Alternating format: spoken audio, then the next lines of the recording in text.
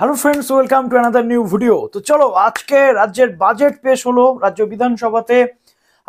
অর্থ দপ্তরের মন্ত্রী চন্দ্রিমা ভট্টাচার্য ম্যাডাম রাজ্যের বাজেট পেশ করলেন। দেখা যাক সেখানে স্টুডেন্টসদের জন্য কি রয়েছে।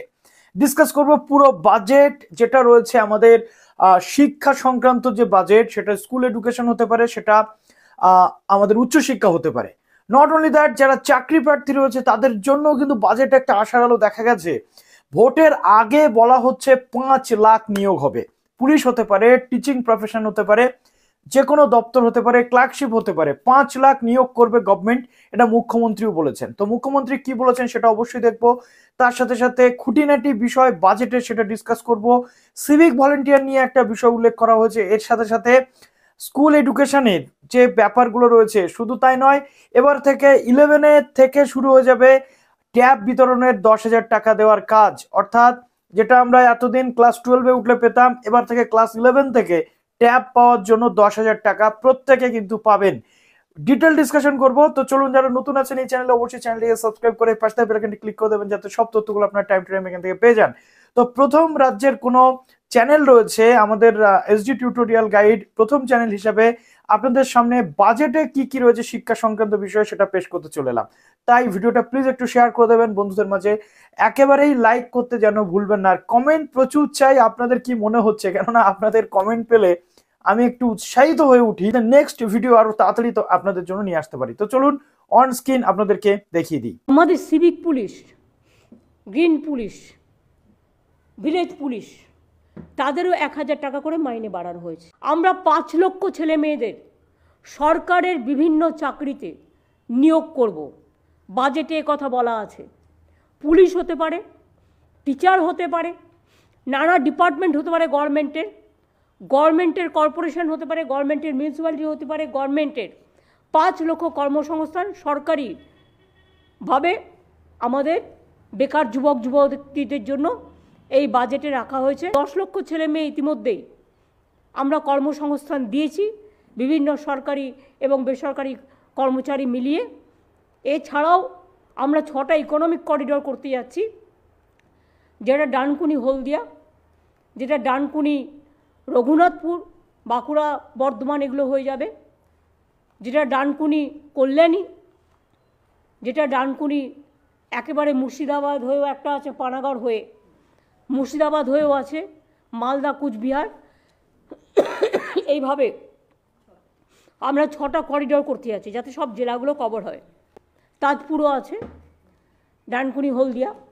সুতরাং এই ধরনের 6টা করিডোর হলে লক্ষ লক্ষ কর্মসংস্থান হবে। আমার ছাত্রছাত্রী বন্ধুরা, আমরা 12 ক্লাসে তাদের স্মার্টফোন দিচ্ছিলাম, কিন্তু এখন থেকে সিদ্ধান্ত হয়েছে এবছর থেকে আমরা 12 ক্লাসের পরিবর্তে ওটা আমরা 11 ক্লাস থেকেই দেবো। তার কারণ ক্লাস 11 থেকেই 12-এর পড়াশোনা শুরু হয়ে যায়, এটা তাদের আরও কাজে লাগবে। এটা হলো আমাদের রাজ্যের বাজেটের যে পিডিএফ রয়েছে, সেই পিডিএফটি যেটা বাজেট বিবৃতি দিয়েছেন শ্রীমতী চন্দ্রিমা ভট্টাচার্য ম্যাডাম। তো ভিডিওটা একটু বড় হতে চলেছে, কেননা এখানে পুরো ডিটেল ডিসকাশন আমি আপনাদের সামনে করতে চলে এলাম। তো চলুন এবার 1 বাই 1 আমরা দেখে নিই। উচ্চশিক্ষা বিভাগে 2024-25 যে সেশন রয়েছে, সেখানে আমরা দেখতে পাচ্ছি যে বাজেটে বরাদ্দ হতে চলেছে এত টাকা। ঠিক আছে, এত কোটি টাকা কিন্তু বাজেটে বরাদ্দ হতে চলেছে জনশিক্ষার প্রসার। তো জনশিক্ষার প্রসারে কিন্তু এখানে 404.10 কোটি টাকা বরাদ্দ হতে চলেছে। বিদ্যালয় শিক্ষা বিভাগে বাজেটের জন্য দেখুন এখানে রয়েছে 38,241.66 কোটি টাকা এখানে বরাদ্দ করা হচ্ছে বিদ্যালয় শিক্ষা বিভাগের জন্য। বিজ্ঞান ও প্রযুক্তি অর্থাৎ information technology, science and information টেকনোলজির জন্য 79.12 কোটি টাকা ব্যয় করা হচ্ছে আগামী যে বর্ষ আসছে তার জন্য। কারিগরি শিক্ষা এবং প্রশিক্ষণ এবং দক্ষতা ও বিজ্ঞান উন্নয়ন বিভাগের জন্য কিন্তু রয়েছে বাজেট। দেখুন এবার আমি বলবো যে এত কোটি টাকা যে বরাদ্দ করা হয়েছে তার ইমপ্লিমেন্টটা কিভাবে হবে। প্রথমত, যুবদের অ্যাপ্রেন্টিসশিপ বা সুবিধার জন্য প্রস্তাব করা হয়েছে বাজেটে, যেখানে স্কুল বা ভোকেশনাল মাদ্রাসা বা ভোকেশনাল যে ট্রেনিং এর ব্যবস্থা করা হচ্ছে মাদ্রাসা এবং স্কুলগুলোতে। ইন্ডাস্ট্রিয়াল ট্রেনিং অর্থাৎ শিল্প সংক্রান্ত বিষয়ে যে ট্রেনিং এবং পলিটেকনিক থেকে পাশ করা যুবশ্রী প্রকল্পে নথিভুক্ত 18 থেকে 40 বছর পর্যন্ত যুবক যুবতীদের বিভিন্ন শিল্প ক্ষেত্রে প্রশিক্ষণে সহায়তা করার জন্য বলা হচ্ছে। বিভিন্ন শিল্প সংস্থাতে এইসব ট্রেনিদের প্রশিক্ষণের সূচি অনুযায়ী অতিরিক্ত মাসিক 1500 টাকা থেকে 2500 টাকা পর্যন্ত স্টাইফেন্ড দেওয়া হবে, অর্থাৎ একটা ট্রেনিং করিয়ে সার্টিফিকেট প্রদানের ব্যবস্থা করা হচ্ছে। তো এবার আসছে শিক্ষা, স্বাস্থ্য এবং সংস্কৃতির যে জায়গাটা। প্রথমত তরুণের স্বপ্ন প্রকল্পের জন্য আমরা জানি যে দ্বাদশ শ্রেণীর প্রত্যেকটি ছাত্রছাত্রীকে অনলাইনে পড়াশোনার সুবিধার্থে ট্যাব বা স্মার্টফোন দেওয়ার জন্য এককালীন 10,000 টাকা দেওয়া হচ্ছে। এবার থেকে ক্লাস 11-এ উঠলে এই যে টাকার ব্যাপারটা এটা কিন্তু দিয়ে দেওয়া হবে। এর ফলে ছাত্রছাত্রীরা 2 বছর স্মার্টফোন বা ট্যাবলেট ব্যবহার করার সুযোগ পাবে। ক্লিয়ার হলো? এর জন্য আগামী অর্থবর্ষে 900 কোটি টাকা বরাদ্দের প্রস্তাব কিন্তু দেওয়া হচ্ছে, অর্থাৎ বাজেটে ক্লাস 11-এ যারা এবার মাধ্যমিক পাশ করে উচ্চ মাধ্যমিক বা ক্লাস 11-এর জন্য ভর্তি হবে তাদের জন্য কিন্তু এবার 11 থেকে ট্যাব তোমরা পেয়ে যাবে। এবার হচ্ছে সবচেয়ে গুরুত্বপূর্ণ পার্ট, যেটা হচ্ছে মানব সম্পদের জায়গা। মানুষের কাছে সরাসরি পরিষেবা আরো দ্রুততার সাথে পৌঁছে দেওয়ার জন্য বিভিন্ন সরকারি দপ্তর এবং সরকার নিয়ন্ত্রিত সংস্থাগুলিতে সমস্ত খালি পদ পূরণের জন্য জরুরি ভিত্তিতে নিয়োগের ব্যবস্থা, অর্থাৎ সমস্ত যে বিডিও অফিস, এসডি অফিস রয়েছে, তারপরে স্কুলগুলো রয়েছে, পুলিশ বা সমস্ত পঞ্চায়েত অফিস থেকে শুরু করে যেখানে যেখানে সরকারি পরিষেবা প্রদান হয় সেই জায়গাগুলোতে দ্রুত খালি পদ কিন্তু পূরণের ব্যবস্থা করার কথা বলা হচ্ছে। এখানে বলা হচ্ছে যে যুবক যুবতীদের কর্মসংস্থানের জন্য বিভিন্ন সরকারি দপ্তর এবং সরকারি নিয়ন্ত্রিত সংস্থাগুলি 5 লক্ষ চাকরির ব্যবস্থা করবে এবং ভোটের মধ্যে বা ভোটের আগেই 5 লক্ষ চাকরির যে কথা সেটা কিন্তু ঘোষণা করা হয়েছে।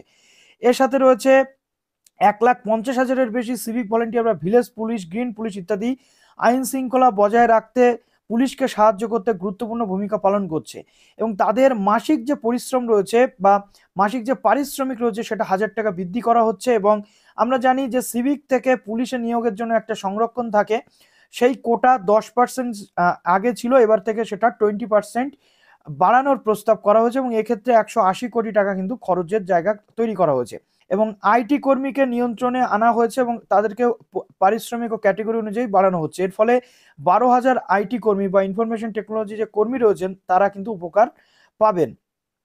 এবং এক্ষেত্রে আমরা দেখতে পাচ্ছি যে Asian games, Olympics, Commonwealth games বা সকল আন্তর্জাতিক গেমস অ্যান্ড স্পোর্টস চ্যাম্পিয়নশিপে সকল সোনা, রূপা, ব্রোঞ্জ মেডেল জয়ী যারা রয়েছেন তাদের পুলিশ প্রতিষ্ঠানে ডেপুটি সুপারিনটেন্ডেন্ট পদ বা অন্যান্য সরকারি দপ্তরে চাকরির সুযোগ দেওয়া হবে। যে এই জিনিসগুলো কিন্তু শিক্ষা খাতে করা হচ্ছে। অতএব আপনাদের কি মন্তব্য কমেন্ট সেকশনে জানান এবং এর সাথে সাথে যে SVMCM প্রজেক্ট বা অন্যান্য যে স্কলারশিপগুলো রয়েছে সেগুলো কিন্তু কন্টিনিউ চলবে। তো চলুন ভিডিওটা এখানে শেষ করলাম। ভালো থাকুন সবাই, বেস্ট অফ লাক।